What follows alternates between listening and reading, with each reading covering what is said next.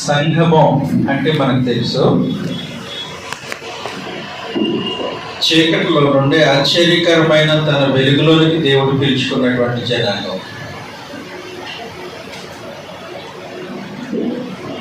అపోస్తలుల కార్యగ్రంథం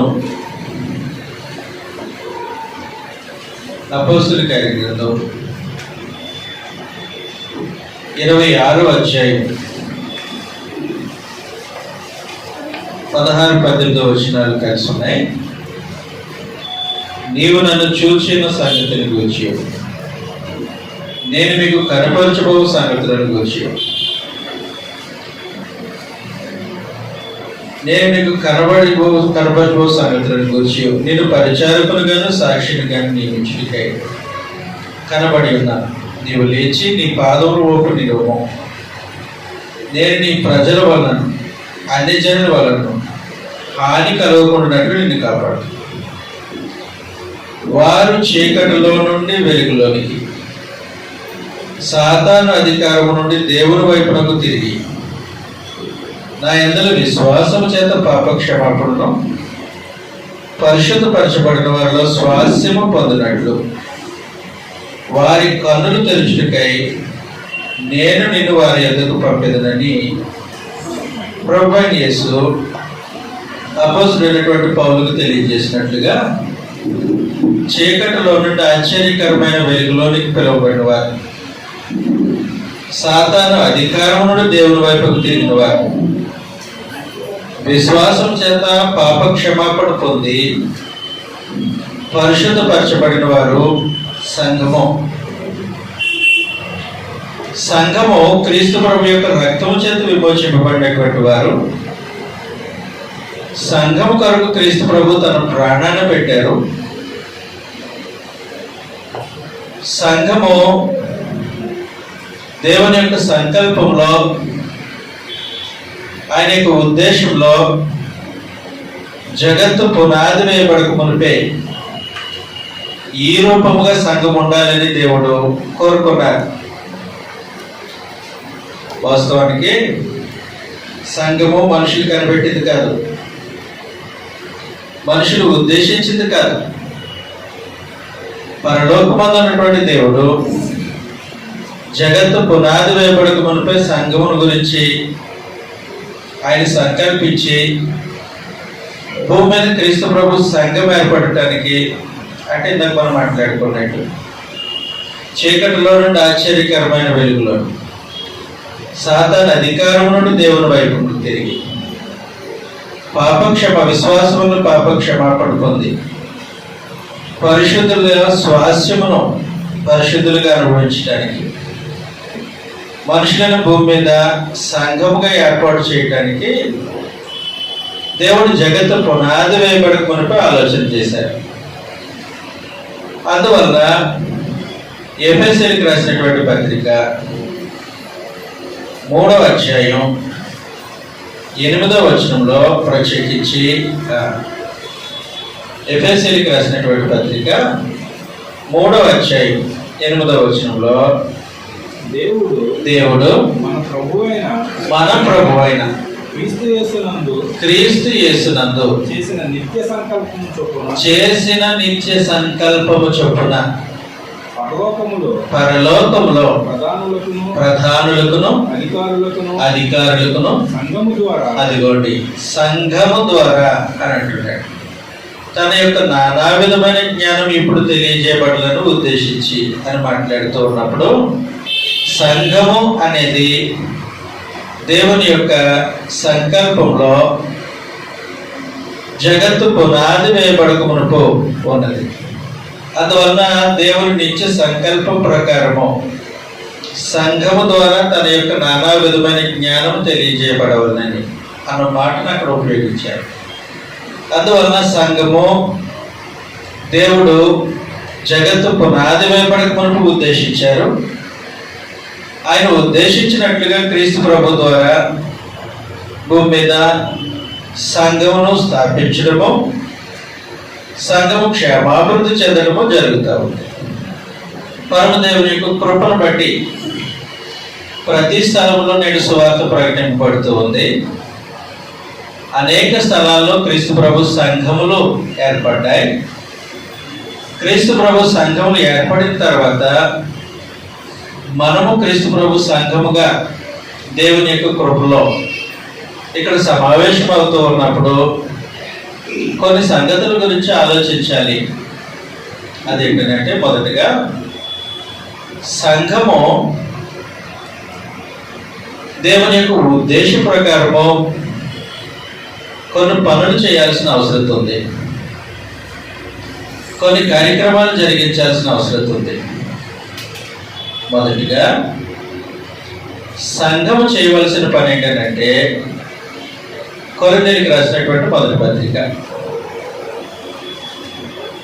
మొదటి అధ్యాయం,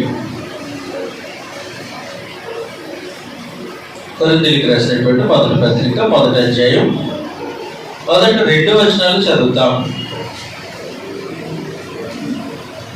కొరింథీలో ఉన్న దేవుని సంఘమునకు అనగా క్రీస్తు యేసునందు పరిశుద్ధపరచబడిన వారై పరిశుద్ధులుగా ఉండుటకు పిలువబడిన వారికి అది మాట్లాడుతాడు. కాబట్టి ఏమంటున్నాడు అంటే, సంఘం చేయాల్సిన పని వాస్తవానికి దేవుడు పరిశుద్ధులుగా ఉండటానికి తన సువార్త ద్వారా పిలిచారు.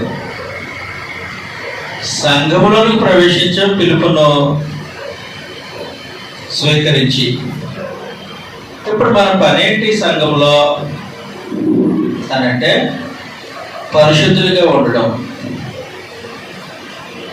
పరిశుద్ధపరచబడిన వారి పరిశుద్ధులుగా ఉండటానికి పిలువబడ్డారు. కాబట్టి ఒకప్పుడు క్రీస్తునకు వెలుపటి ఉన్నప్పుడు మన జీవితాన్ని పరిశీలన చేస్తే పాపంలో ఉన్నాం.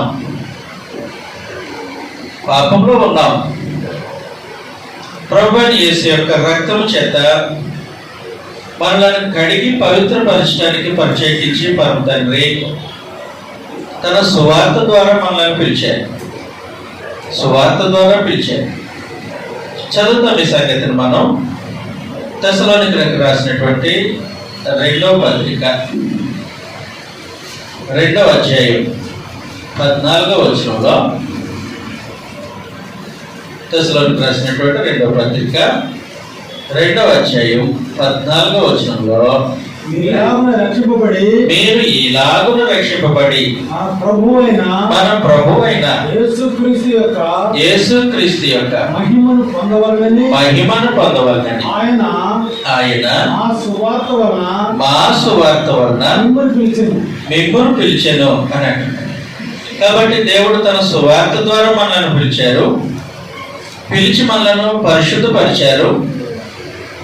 క్రీస్తు ప్రభు యొక్క రక్తంలో మన పాపములను కడిగి మనలను నీతిమంతులుగా తీర్చి పరిశుద్ధపరిచారు.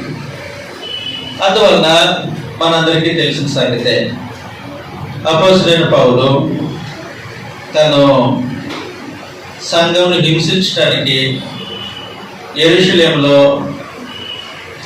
అధికార పత్రాలు తీసుకొని దమస్కుకు వెళ్తున్నాడు. మార్గ మధ్యలో గొప్ప వెలుగును చూశాడు. ప్రభువైన యేసు ఆయనతో మాట్లాడారు. ఆ తర్వాత సంగతి అర్థమైంది. తనేంటో, తన స్థితి ఏంటో, దేవుని యొక్క చిత్తానికి ఎంత వ్యతిరేకంగా పనిచేస్తున్నాడో ఈ పరిస్థితులను అర్థమైన తర్వాత తన పాప క్షమాపణ కొరకు ఎదురు చూస్తున్నాడు. తను పరిశుద్ధపరచడానికి ఎదురు చూస్తూ ఉన్నాడు. అప్పుడు ప్రభు ఒక అడ్రస్ చెప్పారు, దమస్కు పట్టణంలో తిన్నని మార్గంలోకి వెళ్ళు, అక్కడ అననీయ సహోదరుడు ఉంటాడు, ఆయన నీకు సంగతులు తెలియజేస్తాడు అన్నప్పుడు అననీయ దగ్గరికి వెళ్ళాడు. వెళ్ళిన తర్వాత అక్కడ ఈయన పొందినటువంటి ఉపదేశంలో, సౌలా సహోదరుడా, నీవు లేచి బాప్తిస్మం పొంది నీ పాపములు కడిగి వేసుకో. కాబట్టి సువార్త ద్వారా దేవుడు పిలిచినప్పుడు దానికి లోబడి ప్రభువుని యేసునందు విశ్వాసం ఉంచి బాప్తిస్మం పొందితే పాపములు కడిగివేయబడ్డాయి అంటే అర్థమేంటి? పరిశుద్ధపరచబడ్డారు. ఇలా క్రీస్తు ప్రభు యొక్క రక్తంలో పరిశుద్ధపరచబడడం దేనికోసం? పరిశుద్ధపరిచి దేవుడు సంఘంలోనికి ప్రవేశింప చేయడం దేనికోసం అని ఆలోచన చేస్తే ఇక మీదట పరిశుద్ధులుగా బ్రతకడానికి. కాబట్టి ఏ ప్రాంతంలోనైనా క్రీస్తు ప్రభు సంఘం ఉంటే సంఘం చేయాల్సినటువంటి పని వారు చీకటిలో నుండి ఆశ్చర్యకరమైన వెలుగులోనికి, వారు పాపములు కడిగివేయబడి పరిశుద్ధపరచబడి ప్రవేశించారు కాబట్టి పరిశుద్ధులుగా ఉండటానికి పిలువబడ్డారు అని సంగతి మర్చిపోతున్నారు. అందువలన సంఘంలో ఉండే వాతావరణం పరిశుద్ధమైనదై ఉండాలి. పరిశుద్ధులుగా ఉండటానికి పిలువబడ్డాం.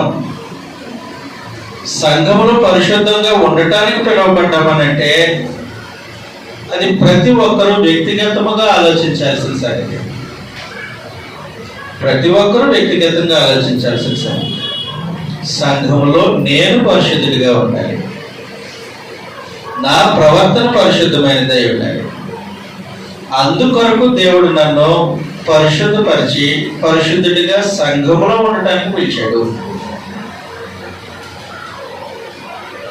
పరిశుద్ధుడిగా జీవించడానికి పిలిచాడు. ఇది వాస్తవం. అయితే వ్యక్తిగతంగా మనలో ప్రతి ఒక్కరూ క్రీస్తు ప్రభు యొక్క సంఘ సభ్యులుగా ఎలాగ పరిశుద్ధులుగా జీవించాలి, ఎలాగ పరిశుద్ధులుగా ఉండాలి, ఎలాగ పరిశుద్ధులుగా ఉండాలి.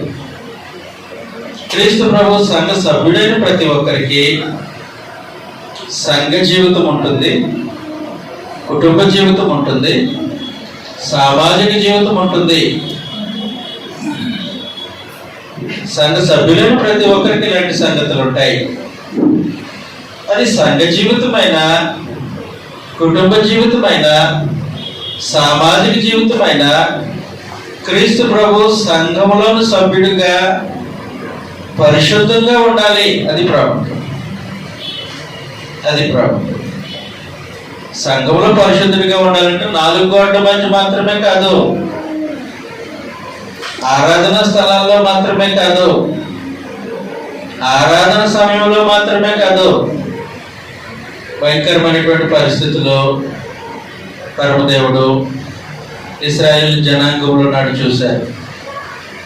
వాళ్ళు ఏం చేస్తూ ఉన్నారనంటే, జెఫన్యా గ్రంథం 1వ అధ్యాయం, జెఫన్యా గ్రంథం 1వ అధ్యాయం.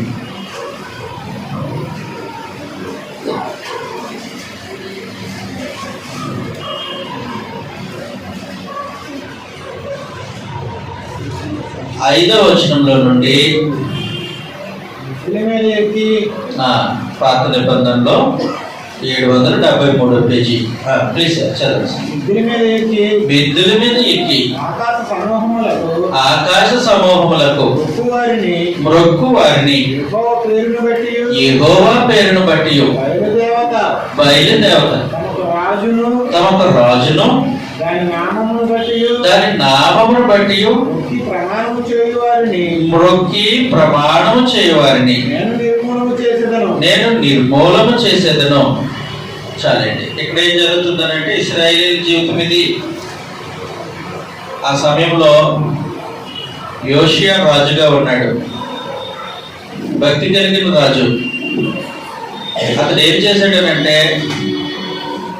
తన తండ్రి కాలంలో, తన తాతయ్య కాలంలో ఇశ్రాయేల్ యూదా రాజ్యంలో బహు గవర్నమెంట్ సంగతులు జరిగాయి.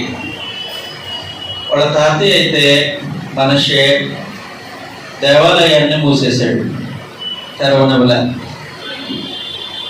ప్రత్యేకించి దేవాలయంలో బలి అర్పించేటువంటి స్థలాల్లో బయలుకు ఒక బలిపీఠం కట్టించేశాడు. ఆ తర్వాత తన తండ్రి కూడా అలాంటి పరిస్థితిని కొనసాగించాడు. యోషియా అనే భక్తిపరుడు తనకి కేవలం 8 సంవత్సరాల వయసు ఉన్నప్పుడు రాజు అయ్యాడు. సంగతి అర్థమైంది. దేవుని పవిత్రత ఏంటో, ఆయన పరిశుద్ధమైనటువంటి పరిస్థితి ఏంటో అర్థమయ్యి నీట్గా దేవాలయాన్ని శుభ్రం చేసేసాడు. నీట్గా దేవాలయాన్ని శుభ్రం చేసేసి ఆరాధన పునఃప్రారంభించాడు. చాలా సంస్కరణలు తీసుకొని వచ్చాడు. యూదా దేశంలో ప్రతి ఒక్కరికి ధర్మశాస్త్రం వినిపింపబడాలి అని ధర్మశాస్త్ర ఉపదేశకులను ఏర్పాటు చేశాడు. చాలా మంచి సంస్కరణలు తీసుకొచ్చాడు. కానీ ప్రజలు ఏం చేసేవారనంటే, దేవాలయంకి వెళ్ళినప్పుడు యెహోవా దేవుని ప్రజల్లాగా, ఇంటికి వెళ్ళిన తర్వాత బయలు భక్తుల్లాగా ప్రవర్తించేవాడు. అంటే దేవాలయంలో మొదలైన భక్తి కనీసం దేవాలయపు గడప దాటుకోవడం కూడా వచ్చేది కదా వాళ్ళ వెంట. కాబట్టి ఇంట్లోకి వెళ్ళగానే ఇండ్లలో ఒక మేడగది ఏర్పాటు చేసుకొని ఆ మేడగది మీద బయలుకు ఒక బలిపీఠం కట్టుకునేవారు. బయలు పూజించడానికి ఒక దేవతా స్తంభాన్ని పెట్టుకునేవారు. తర్వాత అదే సంగతిని చెప్తున్నాడు. యెహోవా పేరట బయలుకు బలి అర్పిస్తున్నారు వీళ్ళు. అంటే దేవాలయంలో యెహోవా పేరు చెప్తారు, ఇంటికి వెళ్ళిన తర్వాత మాకు యెహోవా దేవుడు కాదు అన్నట్టు ప్రవర్తిస్తూ ఉన్నారు. అలాంటిది కాదు క్రీస్తు ప్రభు సంఘం యొక్క జీవిత విధానం. ఒకసారి చదివేద్దాం. జపన్య గ్రంథం 1వ అధ్యాయం 5వ వచనంలో, మిద్దెల మీదకి ఎక్కి ఆకాశ సమూహములకు అదిగోండి యెహోవా పేరును బట్టి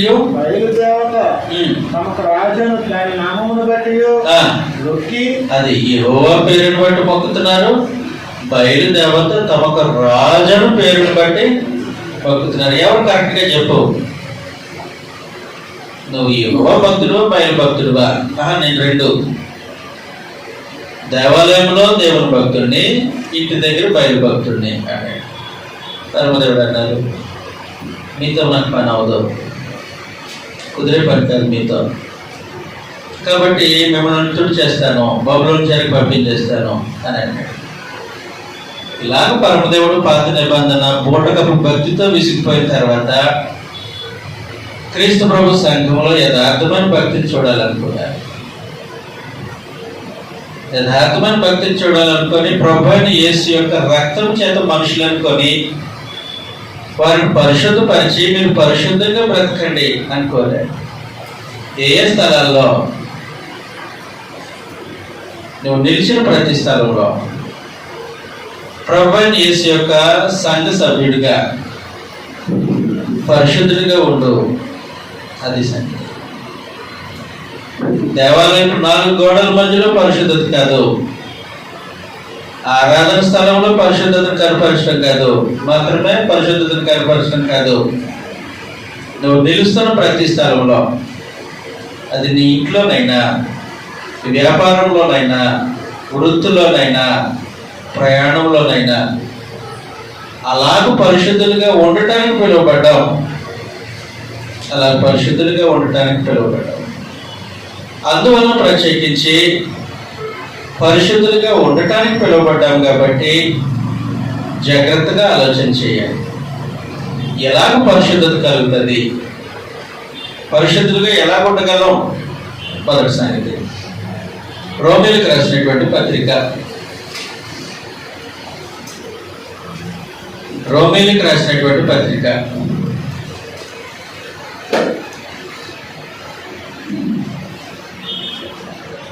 6వ అధ్యాయం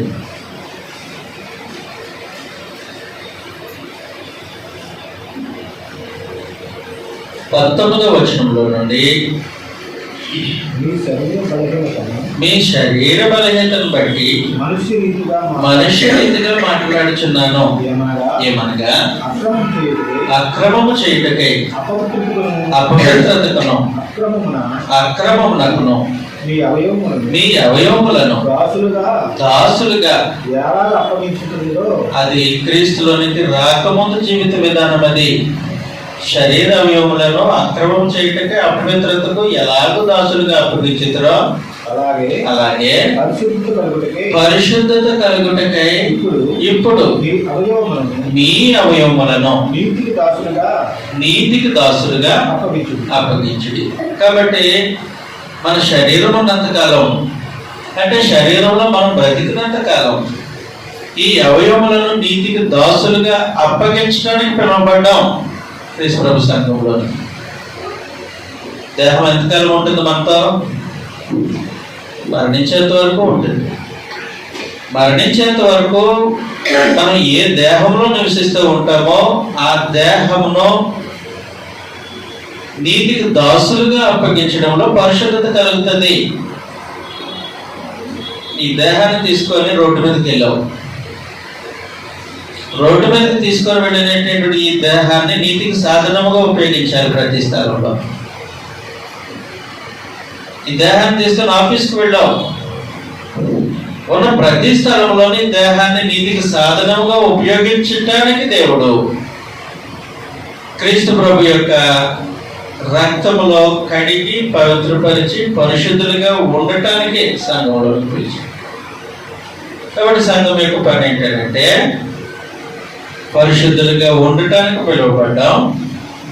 కాబట్టి ఈ శరీరంలో నీతికి సాధనములుగా సమర్పించి పరిశుద్ధులుగా ఉండాలి. నీతిని జరిగించడానికి పనిముట్లు దేవుడు మనకు అనుగ్రహించినటువంటి శరీరం ఇవ్వాలి. వాస్తవానికి మనం చాలా పరికరాలు వాడుతూ ఉంటాం. ఎందుకంటే నేను కూడా నన్ను ఎత్తుకోవడం తగిలించుకున్నాను. ఈ మైక్ సౌండ్ ఎక్కువ రావడానికి, నా స్వరము కొన్ని రెట్లు ఎక్కువ పెంచడానికి ఉపయోగించే ఒక పరికరం. చాలా మంది నోట్స్లు రాస్తున్నారు. నోట్స్ రాయడానికి కనిపెట్టబడినటువంటి పరికరం. ఫోన్లు ఉపయోగిస్తున్నాం, రిస్ట్ వాచ్లు ఉపయోగిస్తూ ఉన్నాం. ఇలాగ మనుషులు చాలా పరికరాలు చాలా పనులకు తయారు చేసుకున్నారు. కానీ నీతిని జరిగించడానికి పరికరాలు మార్కెట్లో దొరకవు. మనుషులు దేవుని ఎదుట తమను తాము పరిశుద్ధులుగా కనుపరుచుకోవడానికి పరికరాలు మార్కెట్లో లేవు. కాబట్టి ప్రత్యేకించి పరమ తండ్రి ఏం చేశారంటే ఈ శరీరాన్ని దేవుడు మనకు అనుగ్రహించి దీనిని నీతిని జరిగించడానికి పనిముట్టుగా వాడు, నీతిని జరిగించడానికి సాధనంగా వాడు. అప్పుడు నీకు పరిశుద్ధత కలుగుతుంది అనండి. కాబట్టి శరీరంలో అంటే దేహంలో బ్రతికినంత కాలము ఈ శరీరాన్ని నీతికి సాధనముగా ఉపయోగించటానికి దేవుడు లోకంలో నుండి క్రీస్తు ప్రభు సంఘంలోనికి పిలిచాడు. లోకంలో నుండి క్రీస్తు ప్రభు సంఘంలోనికి పిలిచాడు. నీతిని జరిగించడానికంటే అర్థం ఏంటి?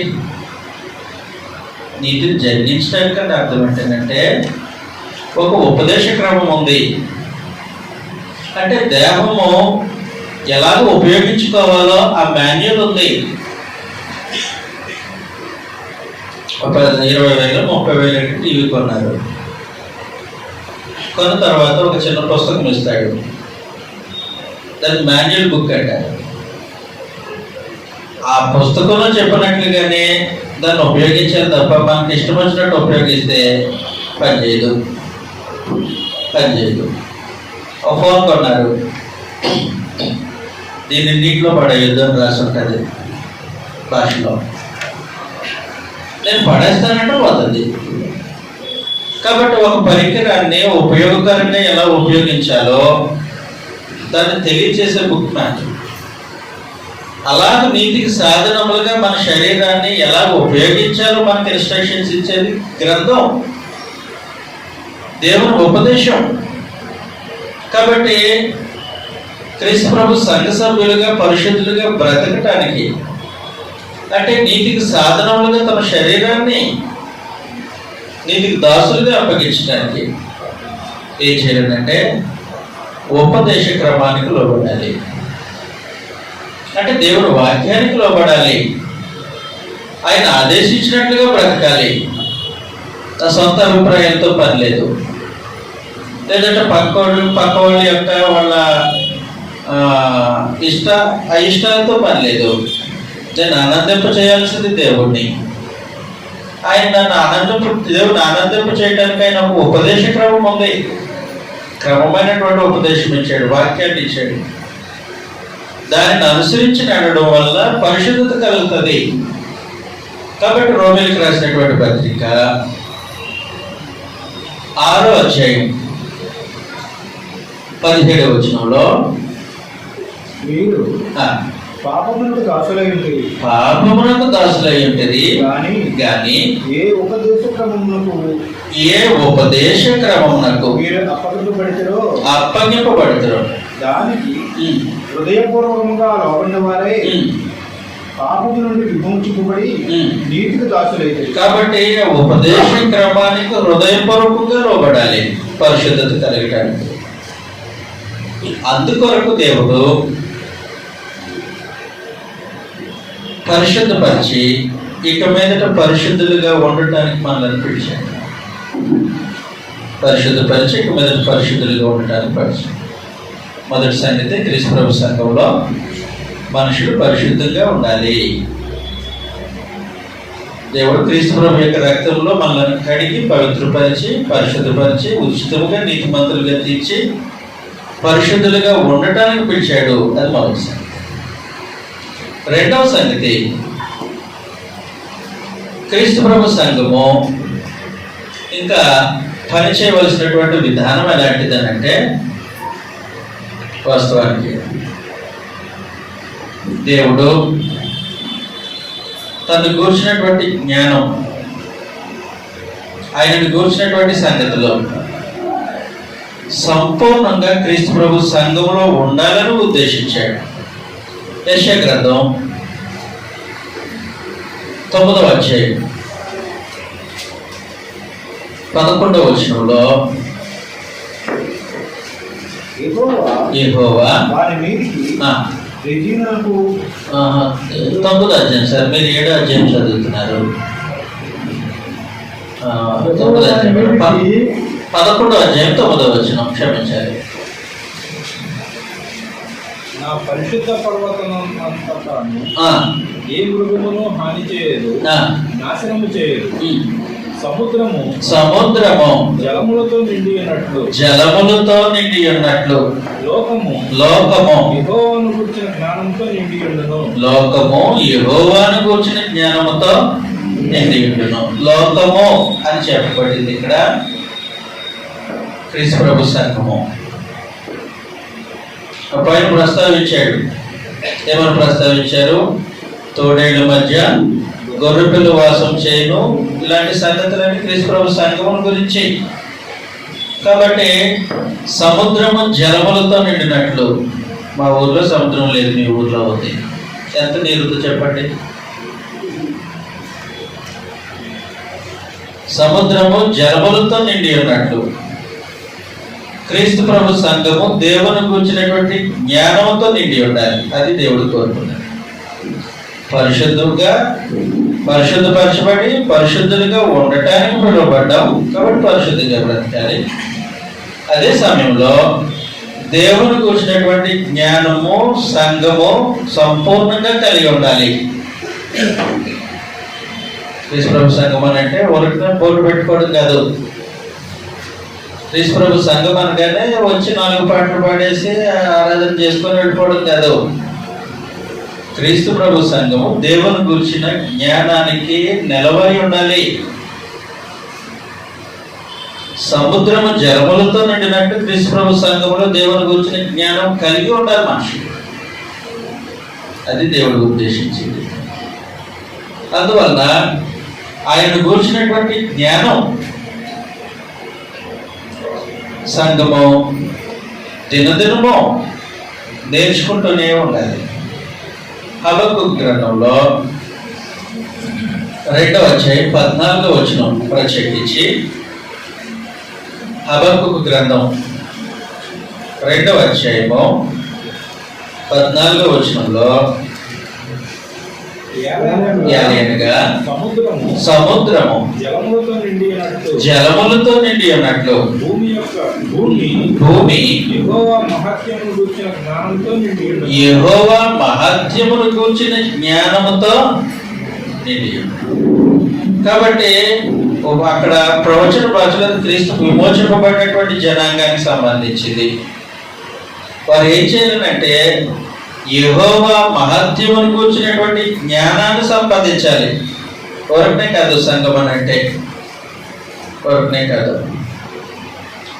ఆదివారం ఆరాధన చేయాలి కాబట్టి వచ్చి 2 గంటలు కూర్చొని పాటలు పాడేసి వాక్యం ఉపదేశాన్ని వినేసి ప్రభు బలిలో పాల్పొంది ఆ తర్వాత కానుక వేసి ఆమెనని ప్రార్థన ఎవరైనా చేస్తే ముగింపు ప్రార్థన ఆమెననేసి వెళ్ళిపోయి మళ్ళీ ఆదివారం తిరిగి రావడం కాదు. సంఘం చేయాల్సిన పని యెహోవాను గురించినటువంటి జ్ఞానాన్ని సంపాదించాలి, దేవుని గురించినటువంటి జ్ఞానాన్ని సంపాదించాలి. ఎంతగా సంపాదించాలి? క్రీస్తు ప్రభు సంఘంలో అంచుల వరకు దేవుని గురించిన జ్ఞానం నింపబడాలి. అది ఏ ఊర్లో స్థానిక సంఘమైనా, ఏ ప్రాంతంలో స్థానిక సంఘమైనా గిన్నె అంచుల వరకు నింపబడుతుంది అంటాం కదా. అలాగే సముద్రము జలములతో నిండినట్టు క్రీస్తు ప్రభు సంఘము అంచుల వరకు దేవుని గురించి జ్ఞానంతో నింపబడాలి. దాన్ని కృషి చేయాల్సిన అవసరం ఉంది. దేవుని గురించినటువంటి ఆ జ్ఞానం లేకుండా మనుషులు లోకంలో ఉండే భక్తిహీనతల నుండి తప్పించుకోలేరు. 2 పేతురు పత్రిక 1వ అధ్యాయం 2వ వచనంలో పేతురు రాసినటువంటి 2వ పత్రిక 1వ అధ్యాయము 2వ వచనంలో నుండి తన మహిమను బట్టి గుణాతిశయమును బట్టి మనలను పిలిచిన వాడిని కూర్చుని ఎవరు పిలిచారు? దేవుడు పిలిచారు. ఎలా పిలిచారు? సువార్త ద్వారా పిలిచారు. మనల్ని పిలిచిన వాడిని మనం పిలిచిన వాడిని కూర్చున్న అనుభవ జ్ఞానం మూలముగా ఆయన దైవశక్తి జీవమునకును భక్తికిని కావలసిన వాటన్నిటినీ మనకు దయచేయుచున్నందున కండిషన్. జీవమునకును భక్తికిని కావలసిన వాటన్నిటినీ దయచేయబడేది ఎప్పుడు? మనల్ని పిలిచిన వారిని గురించిన అనుభవ జ్ఞానం మూలముగా జరిగేది అది.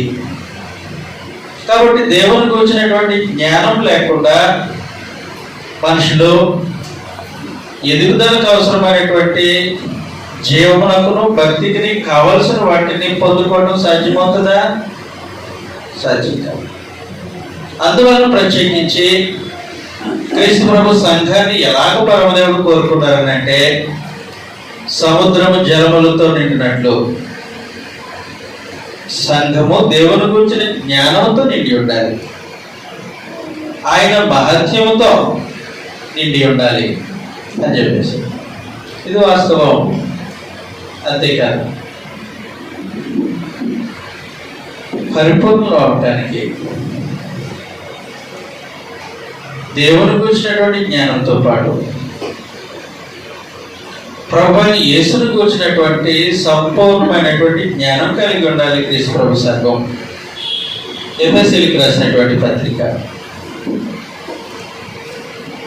4వ అధ్యాయం 11వ వచనంలో మనమందరము ప్రత్యేకించి క్రీస్తు ప్రభు సంఘం మనమందరము విశ్వాస విషయంలోను దేవుని కుమారుని గూర్చిన జ్ఞానం విషయంలోను ఏకత్వం పొంది సంపూర్ణ పురుషుల మగ వరకు అనగా క్రీస్తునకు కలిగిన సంపూర్ణతకు సమానమైన సంపూర్ణత గలవారు మగ వరకు ఆయన ఇలాగ నియమించాను. ఎలా నియమించారు? పరిశుద్ధులు సంపూర్ణుడగుటకును క్రీస్తు ప్రభు శరీరము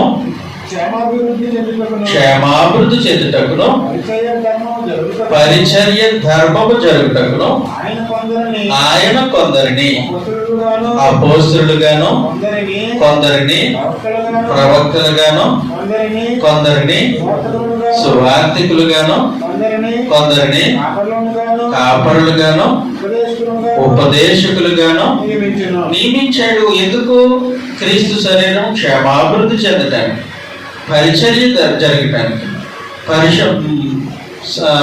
సంపూర్ణులు అవటానికి, వ్యక్తిగతంగా మనుషులు క్రీస్తు ప్రభు సంఘంలో సంపూర్ణులు అవటానికి ఏం జరగాలి? విశ్వాస విషయంలోనూ దేవుని కుమారుని గూర్చిన జ్ఞాన విషయంలోనూ ఎక్కాలి. అందువల్ల యెహోవాను గురించినటువంటి జ్ఞానం, దేవుని గురించినటువంటి జ్ఞానం, ఆయన కుమారుని గురించినటువంటి జ్ఞానం క్రీస్తు ప్రభు సంఘంలో పరిపూర్ణంగా ఉండాలి. అనుమానం అవసరం లేదు. ఆయన గురించి ఇలాగ అయి ఉంటుందేమో అని ఊహించే అవసరం లేదు. ఖచ్చితంగా ఆయన గురించిన పరిపూర్ణమైనటువంటి జ్ఞానం క్రీస్తు ప్రభు సంఘంలో ఉండాలి.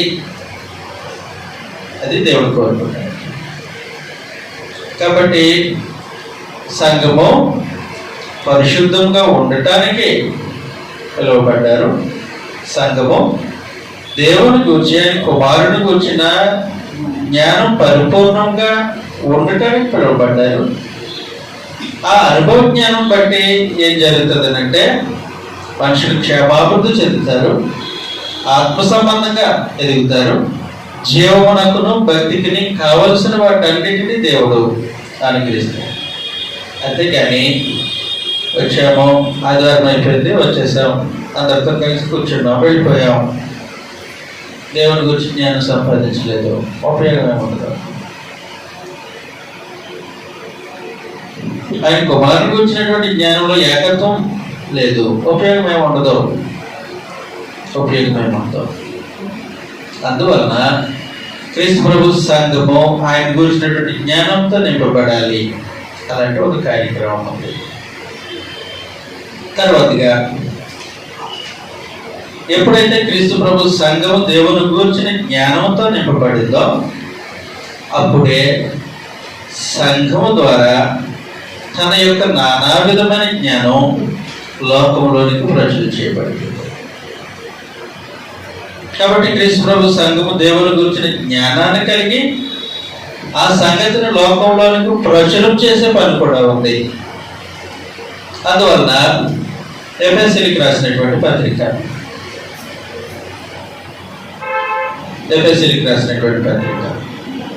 3వ అధ్యాయం 8వ వచనంలో సహోదరులు మనకు చదివిపించారు. అయినా మళ్ళీ ఒకసారి చదువుతాం. దేవుడు మన ప్రభువైన క్రీస్తు యేసునందు చేసిన నిత్య సంకల్పం చొప్పున పరలోకములో ప్రధానులకును అధికారులకును ఎవరి ద్వారా? సంఘము ద్వారా తన యొక్క నానా విధమైన జ్ఞానమును ఇప్పుడు తెలియబడవలనని. మరి సంఘంలో జ్ఞానం లేకపోతే ఇంకేం చెప్తారు? ఆయనను గురించినటువంటి జ్ఞానం, ఆయన కుమారుని గురించినటువంటి జ్ఞానం లేకుండా సంఘము లోకానికి ఏం తెలియజేస్తారు? ఆయన గురించినటువంటి జ్ఞానాన్ని. కాబట్టి పరమదేవుడు క్రీస్తు ప్రభు సంఘము ఏ ప్రాంతంలో ఉన్నా ఆ స్థానిక సంఘము దేవుని గురించినటువంటి జ్ఞానము పరిపూర్ణంగా కలిగి ఉండాలి. అందుకొరకు కృషి చేయాలి. ఆయన గురించినటువంటి జ్ఞానాన్ని సంపాదించాలి. ఆయన గురించినటువంటి అనుభవ జ్ఞానం కలిగి ఉండాలి. వారి ద్వారా బయటపడుతుంది. సంఘము ద్వారా తన యొక్క నానా విధమైన జ్ఞానం ఎప్పుడు తెలియజేయబడాలని ఉద్దేశించాడు పరమేశ్వరుడు. అర్థమవుతుంది కదా? అసలు 1 పేతురు పత్రిక 2వ అధ్యాయం 9వ వచనంలో పేతురు రాసినటువంటి 1 పత్రిక 2వ అధ్యాయం 9వ వచనంలో అయితే మీరు క్రీస్తు ప్రభు సంఘం గురించి మాట్లాడుతూ ఉన్నారు, ప్రత్యేకించి రాజులని యాజక సమూహంగా. చీకటిలో నుండి మీరు చీకటిలో నుండి ఆశ్చర్యకరమైన తన వెలుగులోనికి మిమ్మల్ని పిలిచిన వారి గుణాతిశయములను ప్రచురము చేయి నిమిత్తము ఏర్పరచబడిన వంశమును రాజులైన యాజక సమూహమును పరిశుద్ధ జనమును దేవుని సొత్తైన ప్రజలై ఉన్నారు అని సంఘముల గురించి మాట్లాడారు, సంఘములను వ్యక్తుల గురించి మాట్లాడారు. మిమ్మల్ని పిలిచిన వారిని గుణాతిశయములను ప్రచురము చేయటానికి ఏర్పరచబడిన వంశము, రాజులైన యాజక సమూహమును, పరిశుద్ధ జనమును, దేవుని సొత్తైన ప్రజలై ఉన్నారు. కాబట్టి మనల్ని పిలిచిన వారి యొక్క గుణాతిశయములను ప్రచురం చేయాలి, ప్రచురం చేయాలి. నోటి మాట ద్వారా ప్రచురం చేయాలి, జీవిత విధానం ద్వారా ప్రచురం చేయాలి. మరి ఆయన ఎలాంటి వాడో తెలియకపోతే ఎలాగా ప్రచురం చేసేది?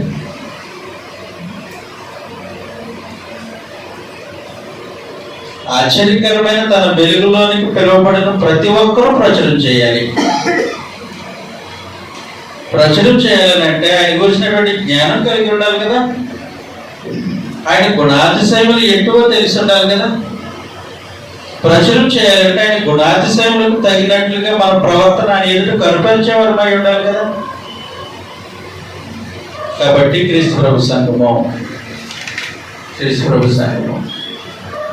ఆయనను గూర్చినటువంటి జ్ఞానం కలిగి ఆయన గుణాతిశయములను లోకములో ప్రచురం చేయటానికి ఉద్దేశింపబడింది. ఇలాగ అంటున్నారని ఏమనుకోవద్దు. మా ఊర్లో కూడా ఆదివారం కనబడతారు, మళ్ళా మిగిలిన రోజున కనీసం తుపాకీ గుండు కూడా దొరకరు. వాక్యం చెప్తా ఉంటాం ఉపదేశకులు, ఆ రిఫరెన్స్ ఎక్కడుందో దొరకదు.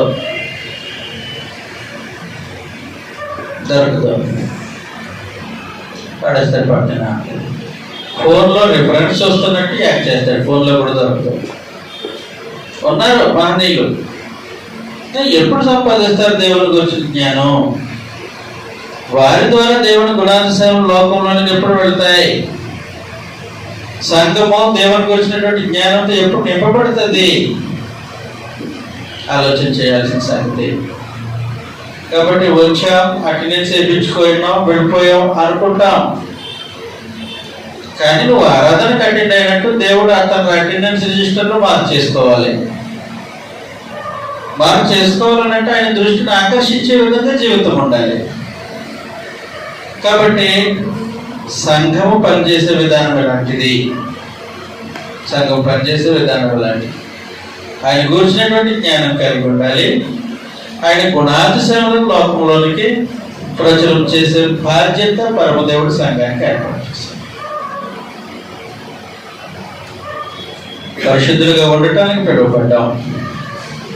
రెండో సంగతి, ఆయన గురించిన జ్ఞానం సంపాదించడానికి, తన లోకంలో ప్రచురం చేయడానికి పిలువబడ్డాం.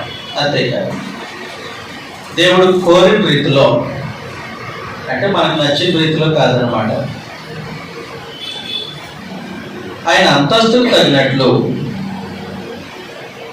ఆయనను ఆరాధించడానికి సంఘం, ఆయన ఔన్నత్యానికి తగినట్లు, ఆయన ఘనతకు తగినట్లు, ఆయన మహిమకు తగినట్లు, ఆయన ఔన్నత్యానికి తగినట్లు, ఆయన ఆదేశించినట్లు ఆరాధించడానికే సంఘం. ప్రత్యేకించి పాత నిబంధనలో దేవుడు తనను ఆరాధించడానికి మందిరాన్ని ఏర్పాటు చేసుకున్నారు. ఈ ఇర్మియా గ్రంథం 26వ అధ్యాయం, ఇర్మియా గ్రంథం 26వ అధ్యాయం 2వ వచనంలో, యెహోవా ఆజ్ఞ ఇచ్చినదేమనగా, యెహోవా ఆజ్ఞ ఇచ్చినదేమనగా, నీవు యెహోవా మందిర ఆవరణములో నిలిచి నీవు యెహోవా మందిర ఆవరణములో నిలిచి నేను నీకు ఆజ్ఞాపించిన మాటలన్నిటినీ నేను నీకు ఆజ్ఞాపించిన మాటలన్నిటినీ యెహోవా మందిరములో యెహోవా మందిరములో ఆరాధించుటకై వచ్చు యూదా పట్టణస్థులందరికీ ప్రకటించు అని అన్నాడు. కాబట్టి యెహోవా మందిరములో ఆరాధన జరగాలి. కాబట్టి దేవునికి ఆరాధన జరిగే స్థలం ఏదనంటే యెహోవా మందిరం. పాత నిబంధనలో ఆ యెహోవా మందిరం యెరూషలేములో ఉంది. కానీ నేను యెహోవా మందిరమో లేదంటే దేవుని మందిరమో క్రీస్తు ప్రభు తన స్వరక్తం ఇచ్చి సంపాదించుకున్న మనుషులు సంఘము. అదే సహోదరులు మనకు చదివించారు.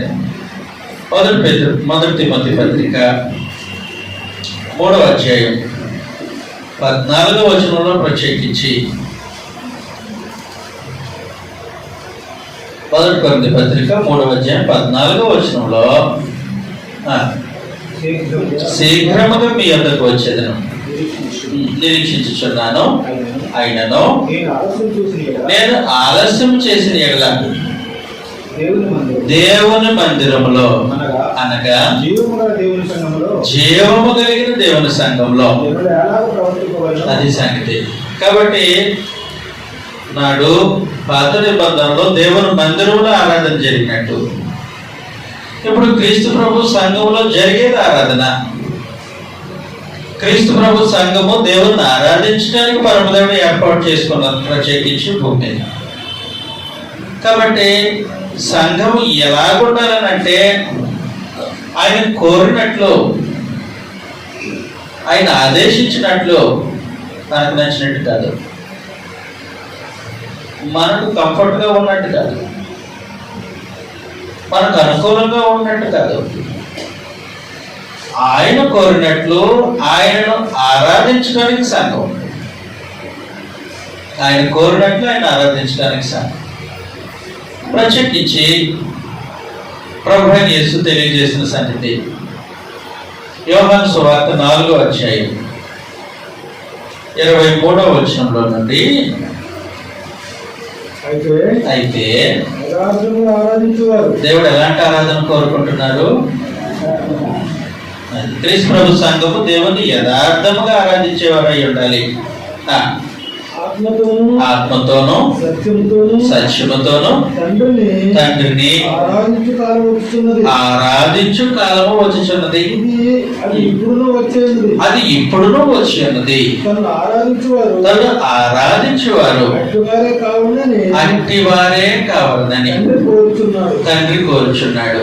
కాబట్టి క్రీస్తు ప్రభు సంఘము ఏం చేయాలంటే దేవుడు కోరినట్లుగా యథార్థముగా ఆత్మతో సత్యముతో ఆయన ఆరాధించేవారు అయి ఉండాలి.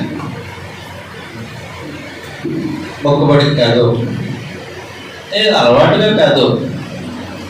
ఆరాధనకు వచ్చిన ప్రతిసారి మన హృదయ యథార్థత దేవుడు చూడాలి. ఆయన ఆరాధించడానికి, ఆయన సముఖానికి ప్రవేశించిన ప్రతిసారి యథార్థముగా ఆయన ఆరాధించడానికి మనం హాజరు కావాలి. యథార్థముగా ఆరాధించడానికి హాజరైన తర్వాత ఆయన చెప్పినట్టుగా ఆత్మతో సత్యముతో ఆ ఆరాధన కార్యక్రమాన్ని జరిగించారు. అందుకొరకు క్రీస్తు ప్రభు సంఘం పాత నిబంధనలో ఇలాగ ఆరాధించడానికి యెరూషలేముకు జనములు గుంపులు గుంపులుగా వచ్చేవారు. కానీ దేవుడు కోరినట్టు ఆయన ఆరాధించడానికి కాదు, ఆరాధించాలి కాబట్టి వచ్చేవారు. వాళ్ళకి నచ్చినట్టు 2 గంటలు నచ్చినట్టు యెరూషలేము వెళ్ళి వచ్చేద్దాం అంటూ వచ్చేవారు. కాబట్టి దేవుడు వాళ్ళని గేటు దగ్గర ఆపేసి వారితో ఇలా మాట్లాడడం ప్రారంభించారు. యెషయా గ్రంథం 1వ అధ్యాయం 11వ వచనంలో నుండి ప్రత్యేకించి, యెహోవా సెలవిచ్చిన మాట ఇదే. యెహోవా సెలవిచ్చిన మాట ఇదే. విస్తారమైన మీ బరువు నాకెలా? అదిగో ఆరాధించడానికి విస్తారమైన బలులు తీసుకొస్తున్నారు. విస్తారమైన బలులు నాకెలా? దహన బలులకు పొట్టేలును, దహన బలులకు పొట్టేళ్లను, బాగుగా మేపిన దూడల ప్రభును, బాగుగా మేపిన దూడల ప్రభును నాకు రక్తసమాయను, నాకు వెక్కసమాయను. కోడెల రక్తమందైనను, కోడెల రక్తమందైనను, గొర్రె పిల్లల రక్తమందైనను, గొర్రె పిల్లల రక్తమందైనను మేకపోతుల రక్తమందైనను ఆ, నాకు ఇష్టం లేదు. ఇష్టం లేదు. నా సన్నిధిని, అదిగోండి నా సన్నిధిని కనబడవల్లని మీరు వచ్చుచున్నారే. నా ఆవరణములను, నా ఆవరణమును త్రొక్కుటకు రమ్మన్నవాడెవడు? అది మిమ్మల్ని రమ్మన్నవాడెవడు అని. నైవేద్యం వ్యర్థము. చాలు sir, thank you very much. అసలు నా ఆవరణం తొక్కటానికి, నన్ను ఆరాధించడానికి మమ్మల్ని పిలిచింది ఎవరు అని. అదేంటి దేవా, యెరూషలేము మా ఊరికి దగ్గర కాదు. ఉదాహరణకు నజరేతు నుంచి ఒక మనిషి వచ్చాడు అనుకో, కనీసం 3 రోజులు నడక, ఊరకనే నడిచిరాడు. ఒక గొర్రె పిల్లను, మేక పిల్లను వెంట పెట్టుకొని వస్తాడు. ఎందుకయ్యా ఎక్కడికి బయలుదేరావు? యెరూషలేములో దేవుని ఆరాధించడానికి బయలుదేరాను. ఎందుకు? నీకేమన్నా దేవుడు చెప్పాడా రమ్మని? చెప్పారు. సంవత్సరానికి 3 మార్లు పురుషులు యెహోవా సన్నిధిని కనబడాలి, ఆరాధించడానికి కనబడాలని చెప్పారు. కాబట్టి నేను బయలుదేరి వెళ్ళాను అన్నాడు. బయలుదేరి వచ్చినటువంటి ఆయనని అసలు నేను రమ్మన్నది ఎవరు అన్నాడు. నా ఆవరణం తొక్కడంతో వస్తున్నావే, అసలు నేను రమ్మన్నది ఎవరు అని అన్నాడు. ఏంటి ప్రభా, ఏంటి దేవా, తమరే ఆజ్ఞాపించారు. ద్వితీయోపదేశకాండం 16వ అధ్యాయం. ద్వితీయోపదేశకాండం 16వ అధ్యాయం 16వ వచనంలో ఏటికి 3 మార్లు, ఏటికి 3 మార్లు అనగా పొంగని రొట్టెల పండుగలోను, పొంగని రొట్టెల పండుగలోను, వారముల పండుగలోను, వారముల పండుగలోను, పర్ణశాల పండుగలోను, పర్ణశాలల పండుగలోను నీ దేవుడైన యెహోవా ఏర్పరచుకొని నీ దేవుడైన యెహోవా ఏర్పరచుకొని స్థలమునకు మీ మగవారందరూ ఆయన సన్నిధిని కనబడవలెను. ఆయన సన్నిధిని కనబడవలని, వారు ఒట్టి చేతులతో ఆయన సన్నిధిని కనబడవలెను. వారు ఒట్టి చేతులతో యెహోవా సన్నిధిని కనబడతారు. నీ దేవుడైన యెహోవా నీకు అనుగ్రహించిన దీవెన చెప్పడం ప్రతి వాడు తన శక్తి కొలది ఇవ్వలేను. కాబట్టి ఏం చేశాడనంటే, దేవుడు ఆజ్ఞాపించినట్లుగా యెహోవా సన్నిధిని కనబడటానికి, అంటే ఆరాధించడానికి వస్తున్నాడు. యెరూషలేములో ఒట్టి చేతులతో రావద్దన్నారు. కాబట్టి అర్పణ తీసుకొని వస్తున్నాడు. అలాంటి మనిషిని పట్టుకొని, తండ్రి అసలు నేను రమ్మన్నది ఎవరు? నా మందిరం త్రొక్కడానికి నువ్వు ఎందుకు వస్తున్నావు అని అంటే, తమరే ఆరాధించడానికి రమ్మన్నారు, మీరే ఇలాగంటారు. నాకు తగినట్టుగా, నేను కోరినట్టుగా ఆరాధించడానికి రమ్మన్నాను. ఆరాధించడానికి రమ్మన్నాను. కాబట్టి ఊరకనే ఏదో వచ్చి కూర్చుంటాను, వెళ్ళిపోతానంటే కుదిరే పని కాదు. ఆయన అంతస్తుకు తగినట్లుగా, ఆయన కోరినట్లు యథార్థముగా ఆత్మతో సత్యంతో ఆరాధించడానికి ఆయన రమ్మన్నారు. కాబట్టి క్రీస్తు ప్రభు సంఘము దేవుడు కోరినట్లుగా ఆయన ఆరాధించడానికి ఏర్పాటు చేయబడినటువంటి జనాంగము. అంతే, కానీ వచ్చి కూర్చొని వెళ్ళిపోవడానికి కాదు. అది ఆరాధన అనిపించుకోదు. కొంతమంది ఆరాధన చేస్తున్నారు, మరి ఎన్ని రోజుల నుంచి ఆరాధన చేస్తున్నారో తెలియదు. ప్రతి ఆదివారం అటెండ్ అవుతున్నారు కొరింథీ పట్టణంలో, కానీ అబ్సెంట్ పడిపోతుంది. ఫిజికల్గా కనబడుతున్నారు దేవుని సమూహంలో, కానీ పరమదేవుని దృష్టిలో వాళ్ళు అబ్సెంట్ అయినట్టు రికార్డ్ అవుతుంది. ఏంటి సంగతి? కనీసం వాళ్ళు ప్రభురాత్రి భోజనం కూడా చేయడం సాధ్యం కాలేదు అని అన్నాడు. కొరింథీయులకు రాసినటువంటి మొదటి పత్రిక 11వ అధ్యాయంలో, కొరింథీయులకు రాసినటువంటి మొదటి పత్రిక 11వ అధ్యాయము 17వ వచనంలో నుండి మీకు యాజ్ఞించుచు మిమ్మల్ని పెంచుకొనను. మీరు కూడి వచ్చుట, ఎక్కడ కూడి వస్తారు? ఆరాధించడానికి కూడి వస్తున్నారు. పాట కూడా ఉంది కదా, ఆరాధించుటకు కూడి వచ్చేది మీరు. కాబట్టి మీరు కూడి వచ్చుట ఎక్కువ వీడికే కానీ ఎక్కువ మేలుకు కాదు. మొదటి సంగతి ఏమనగా, మీరు సంఘముగా కూడినప్పుడు వినుచున్నాను, కొంత మట్టుకు ఇది నిజమని నమ్ముచున్నాను.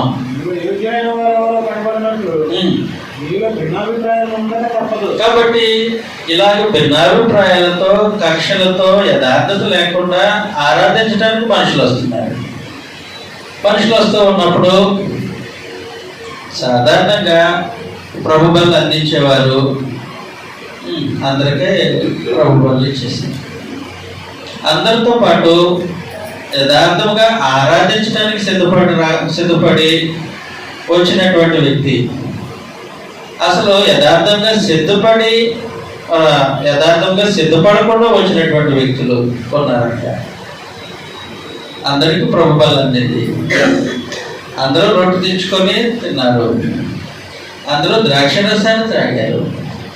కానీ ఈరోజు ఇతర ప్రభు బలలో పాలు పొందలేదు అంటే ఆరాధన చేయలేదు. అబ్సెంట్ పడిపోయింది.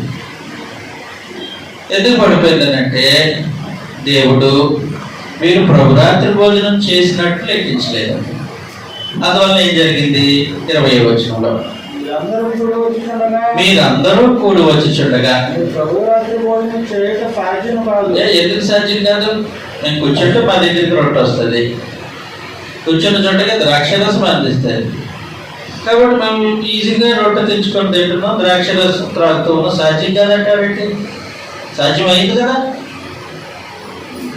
ఇలాగే ఎన్ని రోజుల నుంచో ప్రభు బలలో పాల్పొందుతున్నారు. కానీ దేవుడు కోరినట్లుగా ఆరాధన చేయడం వాళ్ళకి సాధ్యం కాదు. అంటే ప్రభు బలలో చేయడం సాధ్యం కాదు. అంటే ఆ రోజు ఆరాధనకు ఆబ్సెంట్ అయినట్టు అతను ప్రజెంట్ అయినట్టు. ఎన్ని ఆబ్సెంట్లు ఉన్నాయో, ఎన్ని ఆబ్సెంట్లు. కాబట్టి జాగ్రత్తగా సంగతిని ఆలోచన చేయాలి. ఏంటంటే, క్రీస్తు ప్రభు సంఘము ఆయన కోరినట్లుగా హృదయ యథార్థతను ఆయన ఎత్తి కనపరిచి, యథార్థవంతులుగా యథార్థముగా ఆత్మతో సత్యముతో ఆయనను ఆరాధించడానికే క్రీస్తు ప్రభు సంఘం. ఆదివారం 2 గంటలు ఇల్లు వచ్చేటానికి కాదు, వచ్చేటానికి కాదు. అలాగూ మనకంటే బెటర్గా యెరూషలేము వెళ్ళొచ్చినాడు చాలా మంది ఉన్నారు పాత నిబంధన కాలంలో. అర్పణ తీసుకొని హృదయాన్ని సిద్ధం చేసుకోకుండా అర్పణ సిద్ధం చేసుకొని ఆరాధించడానికి వెళ్ళాడు. అసలు నేను రమ్మన్నది ఎవరు? నేను రమ్మన్నది ఎవరు? నా ఆవరణం తప్పడానికి నువ్వు ఎందుకు వస్తున్నావు అని. అలాంటిది నేడు క్రీస్తు ప్రభు సంఘం నిజమైన దేవుని మందిరం అయితే, దీంట్లో ఆరాధన చేయడానికి వచ్చేటువంటి మనుషులు ఆయన సంఘమైనటువంటి వారు ఇంకెంత హృదయ యథార్థత దేవుని ఎదురు కనపరచాలి. ఆ రోజు ఆరాధనలో అతను ప్రజెంట్ అని అనిపించుకోవడానికి.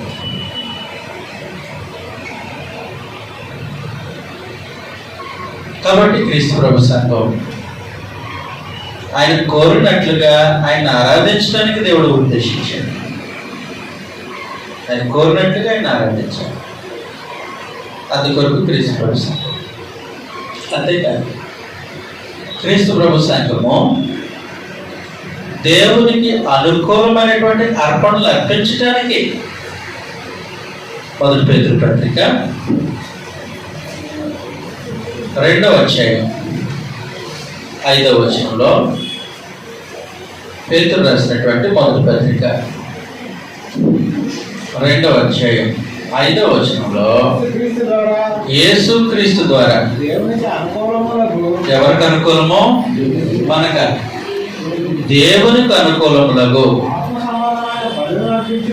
ఆత్మ సంబంధమైన బలులు అర్పించుటకు పరిశుద్ధ యాజకులుగా ఉండినట్లు మీరును సజీవమైన రాళ్ళ వలె ఉండి ఆత్మ సంబంధమైన మందిరముగా కట్టబడుతున్నారు. దేవుని మందిరముగా, ఆత్మ సంబంధమైన మందిరముగా కట్టబడటానికి క్రీస్తు ప్రభు సంఘం. కాబట్టి దేవుడు తన నివాసయోగ్యంగా కోరుకున్నది క్రీస్తు ప్రభు సంఘం. ఆయన నివాసయోగ్యమైనటువంటి ఇంటిగా కట్టబడటానికి క్రీస్తు ప్రభు సంఘం. అంతేకాదు, ఆయనకు అనుకూలమైనటువంటి అర్పణలు అర్పించడానికి. అర్పణ విషయంలో దేవునికి మొహమాటం ఉండదు. అర్పణ తెచ్చేవారి కన్నా, ఆ చేతిలో ఉన్నటువంటి అర్పణ కన్నా, ఆ అర్పణ తెచ్చిన వ్యక్తి యొక్క జీవితాన్ని పరమదేవుడు ముందు చూస్తాడు. కయ్యను హేబేలు సంగతి మనకు బాగా తెలుసు. కయ్యను తనంతట తాను వాలంటరీగా ముందు అర్పణ తీసుకొచ్చాడు. దేవుడు ఆజ్ఞాపించలేదు. హేబేలు కంటే ముందు కయ్యనే ప్రిపేర్ అయ్యాడు అర్పణ అర్పించడానికి. కయ్యను అర్పణ అర్పించడానికి సిద్ధపడిన తర్వాత హేబేలు కూడా తన మందలోనేది శ్రేష్టమైన తీసుకొని వచ్చి అర్పించాడు. దేవుడు కయ్యను అర్పణ అంగీకరించలే, హేబేలు యొక్క అర్పణ అంగీకరించాడు. అంగీకరించడానికి కారణం ఏంటంటే హేబేలు విశ్వాసి, కయ్యను అవిశ్వాసి. కయ్యను సత్క్రియలు చేసేవాడు కాదు, అతను అపవాద సంబంధి. జీవితమేమో అపవాద సంబంధిగా బ్రతుకుతాడు, అర్పణేమో దేవుడికి అర్పిస్తాడు. కుదిరే బేరంగా తీసుకెళ్ళిపో, నీది నువ్వు వద్దని అర్పణ వద్దు. ఇప్పుడు మనవంతు ఏంటంటే దేవునికి అనుకూలములుగా ఆత్మ సంబంధమైన బలులు అర్పించడానికి ప్రత్యేకించి పరిశుద్ధ యాజకులుగా నియమింపబడ్డాం. మన ప్రవర్తన దేవుని అర్పణ అర్పించడానికి తగినట్టుగా లేకపోతే అంగీకరిస్తాడండి. కాబట్టి క్రీస్తు ప్రభు సంఘం దేవునికి అనుకూలముగా ఆత్మ సంబంధమైనటువంటి అర్పణలు అర్పించడానికి ఉద్దేశింపబడ్డారు. అంటే ఆయన మన అర్పణ స్వీకరించే విధంగా ఆయన ఎదుట మన జీవితాన్ని కనపరచాలన్నమాట. ఆయన ఎదుట మన జీవితాన్ని కనపరచాలి. మన యాజకత్వాన్ని అంగీకరించే విధముగా మనము పరిశుద్ధ యాజకులుగా ఆయన కనపడాలి. ఆయన కనపడాల్సిన అవసరం. అందుకొరకు ప్రత్యేకించి క్రీస్తు ప్రభు సంఘం ఆయనకు యాజకత్వం చేసేటట్లు, ఆయనకు అనుకూలమైన ఆత్మ సంబంధమైన బలులు అర్పించేటట్లు, ఆయన ఇంటి వల్లే కట్టబడటానికి క్రీస్తు ప్రభు సంఘం. కాబట్టి సంఘం యొక్క పనిది, సంఘం యొక్క పని. చివరిగా ఒక సంగతిని మీ మధ్యలో వచ్చి నేను ముగించేస్తాను. సంఘము క్రీస్తును శిరస్సుగా కలిగి ఉన్నట్టు ఫంక్షన్ అవడానికి సంఘం, క్రీస్తు ప్రభువును శిరస్సుగా కలిగి ఉన్న శరీరముగా పనిచేయడానికి సంఘం. అందుకొరకు ఎఫెసీయులకు రాసినటువంటి పత్రిక 1వ అధ్యాయం 22వ వచనంలో, ఎఫెసీయులకు రాసినటువంటి పత్రిక 1వ అధ్యాయం 22వ వచనంలో 22 చదువుతాం. మరియు సమస్తమును ఆయన పాదముల క్రింద ఉంచి సమస్తముపై ఆయనను సంఘమునకు శిరస్సుగా నియమించెను. ఆ సంఘము ఆయన శరీరము సమస్తమును పూర్తిగా నింపుచున్న వారి సంపూర్ణతే ఉన్నది. కాబట్టి క్రీస్తు ప్రభు సంఘం సంపూర్ణమైనది. సమస్తమును పూర్తిగా నింపుచున్న సంపూర్ణత. లోపాలు ఉండటానికి వీల్లేదు, లోపాలు ఉండటానికి వీల్లేదు. కాబట్టి సంపూర్ణంగా ఉండటానికి పరమదేవుడు ప్రత్యేకించి ఈ సంఘమునకు శిరస్సును క్రీస్తు ప్రభు. అందువల్ల సంఘం అంటే దైవత్వం యొక్క సర్వసంపూర్ణత కలిగిన క్రీస్తును శిరస్సుగా కలిగి ఉన్నది. మరొకప్పుడు సంఘాలు పనిచేయాలి. దైవత్వం యొక్క సర్వసంపూర్ణత శిరస్సుగా కలిగి ఉన్న ఆయన శరీరంలాగా సంఘం పనిచేయాలి. సంఘము క్రీస్తు ప్రభు శరీరంలో పనిచేయాలి. అది సరే.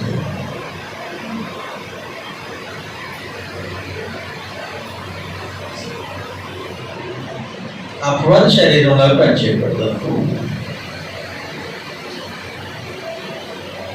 వారు శరీరానుసారులాగా పనిచేయకూడదు. తనది కాని శరీరాన్ని అనుసరించేటట్లు, శిరస్సును అనుసరించేటట్లు పనిచేయకూడదు. అందువలన దేవుడు క్రీస్తు ప్రభు సంఘాన్ని ఎలా ఉద్దేశించాడనంటే, మొదటిగా పరిశుద్ధులుగా ఉండటానికి, రెండవది దేవుని గురించినటువంటి జ్ఞానం సంపూర్ణంగా కలిగి ఉండటానికి, మూడవది ఆయన గుణాతిశయములను ప్రచురం చేయటానికి, నాలుగవది ఆయనకు తగినట్లుగా ఆయన ఆరాధించడానికి, ఐదవది అయ్యా ఆయనకు అనుకూలముగా యాజకత్వం జరిగించడానికి, ఆరవది ఆయన ఇంటి వలె కట్టబడటానికి, ఏడవది క్రీస్తును శిరస్సుగా కలిగిన శరీరంగా పనిచేయటానికి. కాబట్టి ఇక్కడ పరమదేవుడు ఆయన సంకల్పం ప్రకారం, ఆయన ఉద్దేశ ప్రకారము సంఘ కార్యక్రమాలు, దైవికమైన ఆరాధన జరగటానికి ఇక్కడ ఉన్నటువంటి స్థానిక సంఘానికి స్థలం ఏర్పాటు చేశారు. అందుని బట్టి దేవుని ఇస్తారు. ఎలా పనిచేయాలి ఇక్కడ ఉన్న స్థానిక సంఘము? గ్రంథం ఇలా తెలియజేసింది. ఏ ప్రాంతంలో స్థానిక సంఘం ఉన్నా సంఘము ఈ విధంగా పనిచేయాలి. సంఘము తనున్న స్థలంలో సత్యమునకు ఆధారంగా ఉండాలి, వెలుగుగా ఉండాలి. అది దేవుని యొక్క ఉద్దేశం. కాబట్టి ఇక్కడ సమావేశమవుతున్నటువంటి పరిషత్తులు క్రీస్తు ప్రభు శరీరము ఈ రకంగా దేవుని ఉద్దేశ ప్రకారము ఫంక్షన్ అవ్వడానికి పరమ దేవుడు అన్ని విధాలుగా కృప చూపి సహాయం చేయాలని మనస్ఫూర్తిగా కోరుకుంటూ మిమ్మల్ని అందరినీ అభినందిస్తూ దేవుని కార్యము జరిగించడానికి ముందుకు వచ్చిన ప్రతి ఒక్కరికి నా యొక్క హృదయపూర్వక కృతజ్ఞతలు తెలియజేస్తూ మాట్లాడుతూ అందరికీ